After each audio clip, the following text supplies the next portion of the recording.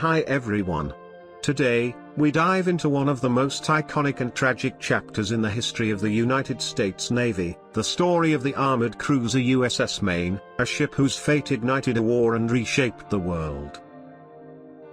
USS Maine, designated ACR-1, was a second-class armored cruiser.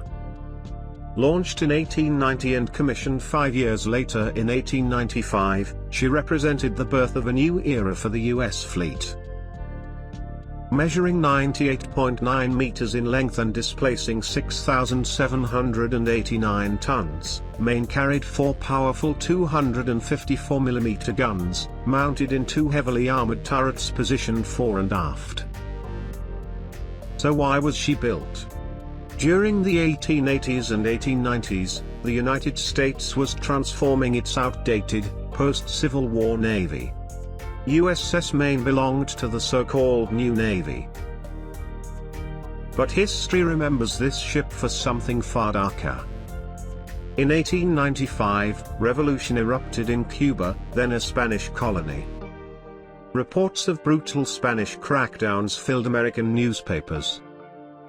Publishers William Randolph Hearst and Joseph Pulitzer seized the moment, producing sensational and often exaggerated stories of Spanish atrocities.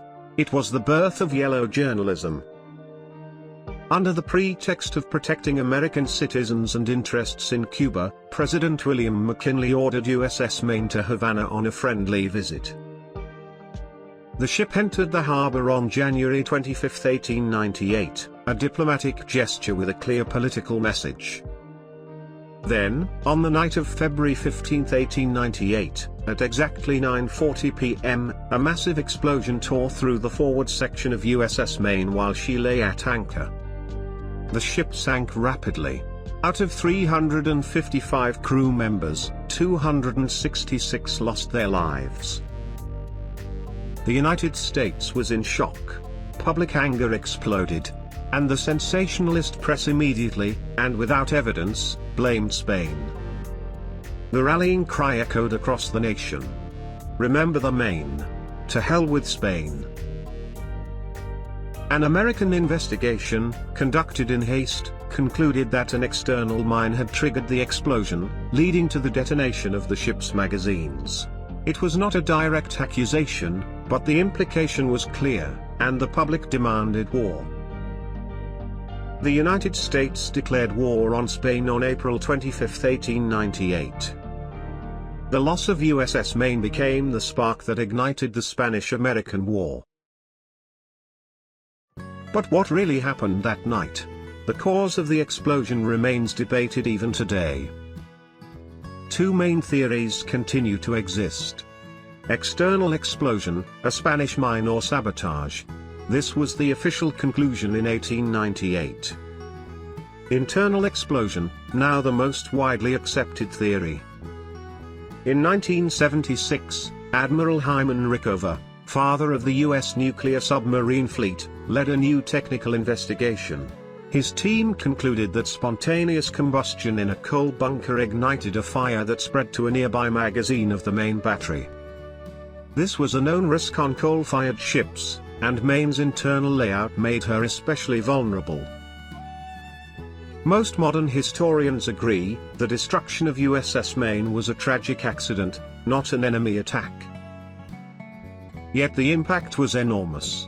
The sinking of Maine not only started a war, it changed the balance of global power. After defeating Spain, the United States emerged as an imperial nation, taking control of the Philippines, Guam, and Puerto Rico.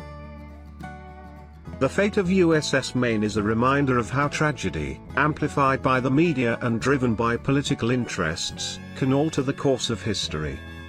It is a lasting lesson about the power of information, and the danger of mistaking propaganda for fact. The ship was designed by the U.S. Navy's Bureau of Construction and Repair, under the supervision of the chief engineer of the fleet. The man most responsible for bringing Maine to life was Chief Constructor Francis T. Bowles, one of the leading naval architects in the United States at the time. Maine's design was shaped not only by American engineering, but also by international naval trends, especially the French school of naval thought in the late 19th century. This philosophy favored armored cruisers with heavy artillery and reinforced rams built into the bow. But there was a complication. Construction of USS Maine took 9 long years, a staggeringly slow pace caused by the limited capabilities of American industry at the time. And during those 9 years, naval strategy changed dramatically. When Maine was first laid down, armored cruisers were meant to act as small battleships stationed abroad, protected by a thick armored belt. But by the time she was completed, naval tactics had shifted. Cruisers were now expected to act as fast, long-range commerce raiders, a role that required high speed and only light armor. Maine ended up caught between two worlds. She didn't have enough firepower to stand in the line of battle against enemy battleships. And she didn't have the speed to operate as a true cruiser. What emerged was a hybrid, an uneasy mix of coastal battleship, armored cruiser, and outdated tactical ideas. A ship designed for a war that no longer existed. Maine's hull was long and narrow, more typical of a cruiser. In theory, this should have made her fast. But in practice, the ship's internal weight distribution was poorly balanced, which greatly reduced her speed.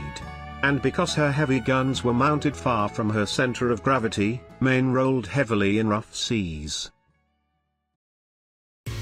Her main battery was arranged in a way that reflected the naval mindset of the time: 2 offset turrets mounted on sponsons, staggered on opposite sides of the ship. This layout first appeared on Italian battleships designed by Benedetto Brin in the 1870s.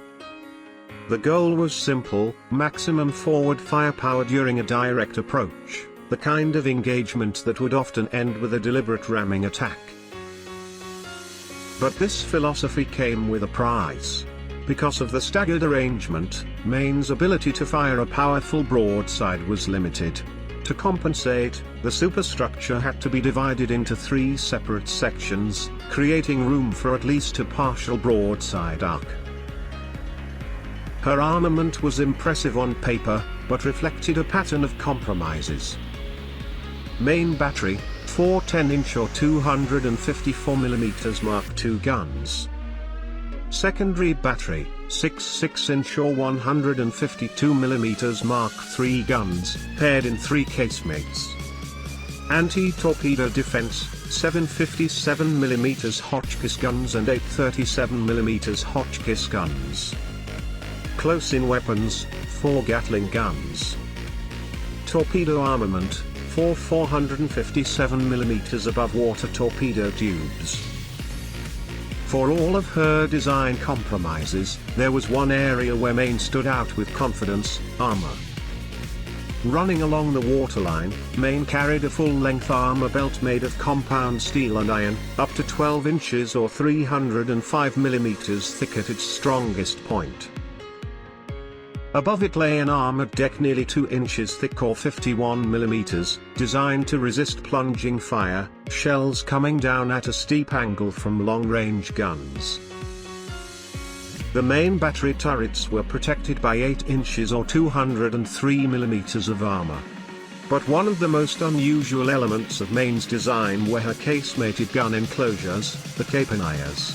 Instead of using traditional gun turrets or casemates for her 6-inch secondary battery, Maine carried 2 large armored caponniers, one on each side of the ship's center section. Each caponnier housed 3 152mm guns. This arrangement provided strong protection, but came with a trade-off: the firing arcs were limited. Even the ship's voice pipes and electrical wiring were protected within an armored tube measuring 4.5 inches, 114mm thick. 2 weaknesses in Maine's protection appeared, both the result of rapid technological change during her long construction. First, the sides of the ship above the armor belt offered insufficient protection against high explosive shells and rapid-fire medium-caliber guns, weapons that became dominant in the 1890s. Second, nickel steel armor, cutting edge when Maine was designed, was quickly surpassed. By the time Maine was completed, newer armor types had emerged, Harvey and Krupp steel, nearly twice as strong as nickel steel at the same weight. Maine was the first major American warship on which the power plant received as much attention as the guns and armor. Her engines were constructed at the Quintard Iron Works in New York and designed under the direct supervision of George Wallace Melville, the famed Arctic explorer and future U.S. Navy Commodore. The steam engines were rated at 9,293 horsepower, 6,930 kilowatts, giving the Maine a projected top speed of 17 knots. On trials, she reached about 16.5 knots, close, though not quite the goal. Melville chose a vertical cylinder arrangement, breaking from traditional practice. Why? According to the ship's chief engineer, A. W. Morley, the low-pressure cylinder could be disconnected when operating at low power. This allowed the high and intermediate pressure cylinders to function together as a compound engine, greatly improving efficiency during cruising. At cruising speed, 10 knots, she could travel roughly 3,000 nautical miles before needing to recoal. When Maine was first conceived, she was designed to carry 3 masts with full bark rigging. The sails were intended to provide auxiliary propulsion in case of engine failure and to extend the ship's cruising range during long voyages. The mizzenmast was removed in 1892, and the ship was completed with 2 military masts, and she never carried sails at all. However, the most serious and ultimately fatal criticism of Maine's design was not about her rigging, her armor, or even her engines. It was about the location of her ammunition magazines. The main battery magazines were positioned directly beside the coal bunkers. This choice was made to save weight and space, and because coal was believed to provide additional protection from enemy fire. But in practice, this design decision created a critical danger. Coal, especially certain types, such as bituminous coal, is subject to spontaneous combustion. A fire inside a coal bunker adjacent to a powder magazine was one of the deadliest scenarios that could occur aboard a warship. And today, this structural decision is considered the most probable cause of the 1898 disaster, a tragedy triggered not by hostile action, but by the ship's very architecture. In the end, USS Maine represented a transitional stage in naval evolution, the last echo of old-school armored warships, and one of the first steps toward a new generation of American capital ships. She was bold, ambitious, and imperfect. The Maine was launched on November 18, 1890. Soon after her launch, a reporter for marine engineer and naval architect wrote words that captured the global reaction of the time. It cannot be denied that the United States Navy is rapidly advancing toward a worthy place among the fleets of the world, and the launch of the new battleship Maine from the Brooklyn Navy Yard has added to the American turret fleet a most powerful fighting machine. However, progress came slowly. A 3-year delay followed, as the Navy waited for nickel steel armor plates. At last, on September 17, 1895, USS Maine was commissioned into service under the command of Captain Arntes Crowninshield. Later that year, the Maine steamed to Newport, Rhode Island, for fitting out and torpedo trials. After a brief stop in Portland, Maine, she joined the North Atlantic Squadron, the elite heart of the U.S. Navy.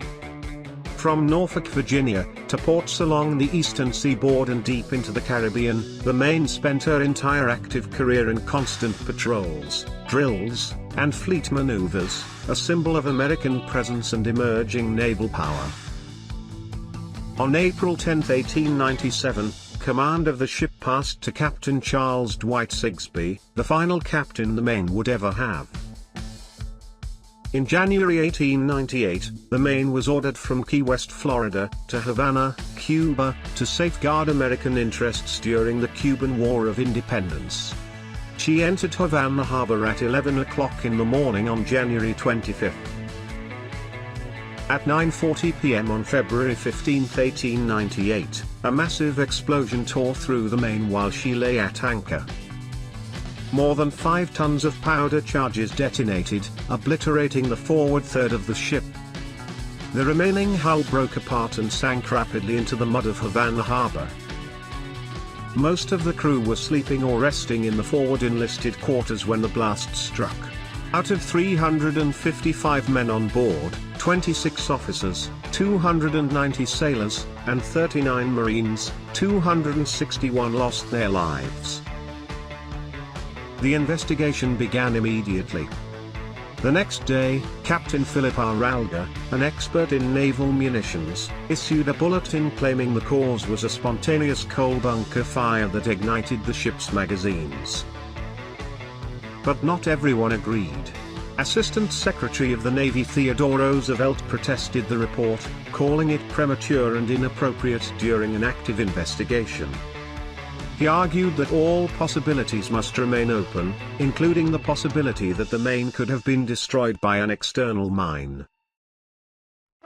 For more than a decade after the tragedy, the shattered wreck of the ship remained in Havana harbor. Between 1911 and 1912, a massive engineering operation was launched to raise the remains of the battleship from the seabed. The purpose was twofold: to clear the harbor channel, and, far more importantly, to honor the men who had never returned home. During this recovery effort, the bodies of fallen sailors were carefully removed from the wreck. The remains of 64 crew members were reinterred with full military honors at Arlington National Cemetery. One of the Maine's great masts, once towering proudly above her armored decks, was brought back to the United States. It now rises over the cemetery of the United States Military Academy at West Point, serving as a memorial to the ship and her crew. Beneath it is written the inscription: "In memory of the officers and men who lost their lives in the destruction of the USS Maine." The death of the Maine did not just begin a conflict. It marked the arrival of the United States as a global imperial power, a nation willing to project its influence far beyond its borders. Thanks for watching.